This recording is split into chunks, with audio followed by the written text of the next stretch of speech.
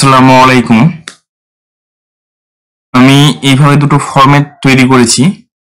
এখানে দেখাবো এই যে চেক বক্স গুলো আছে, এই চেক বক্স নিয়ে কিভাবে কাজ করবেন।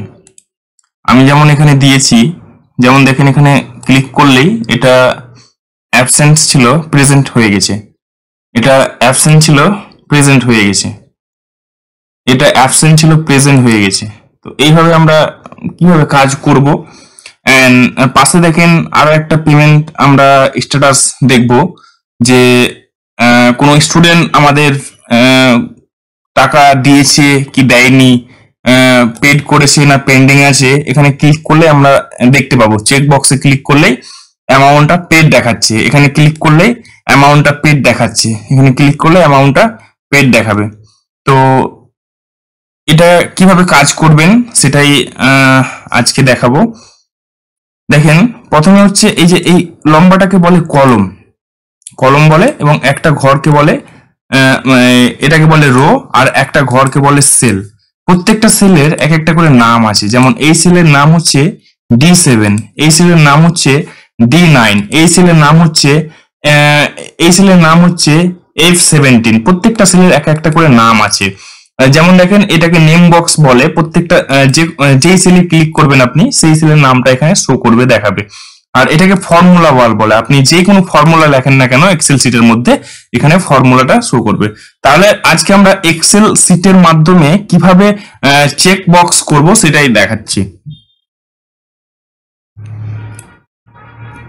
প্রথমে এটাকে সিলেক্ট করবেন, এইভাবে সিলেক্ট করা হয়ে গেলে এখানে ইনসার্টে আসবেন, তারপরে চেক বক্সে ক্লিক করতে হবে।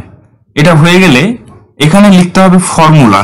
যেমন আমি ফর্মুলা লিখছি ইকুয়াল এফ ফার্স্ট ব্র্যাকেট, লেখার পর এখানে এই যে সেলটা আছে এই সেলের নামটা কি B5, এখানে B5 লিখবো, কমা ডাবল ইনভার্টেড কমা।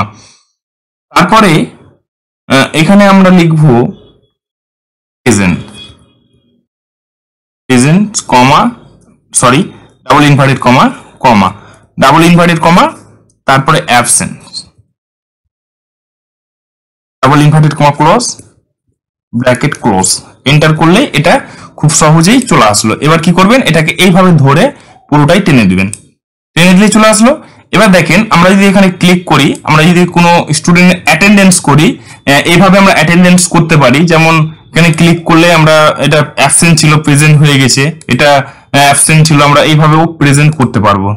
ঠিক আছে, তো আমি জাস্ট এটা একটা উদাহরণ দিলাম, আপনারা এটাকে নিয়ে আরো অনেক রকম তৈরি করতে পারবেন, শুধু ফর্মুলাটা জানলেই হলো। তারপরে আপনার দেখেন পাশে স্টুডেন্ট একটা পেমেন্ট স্ট্যাটাস, আমরা এটা কিভাবে করব।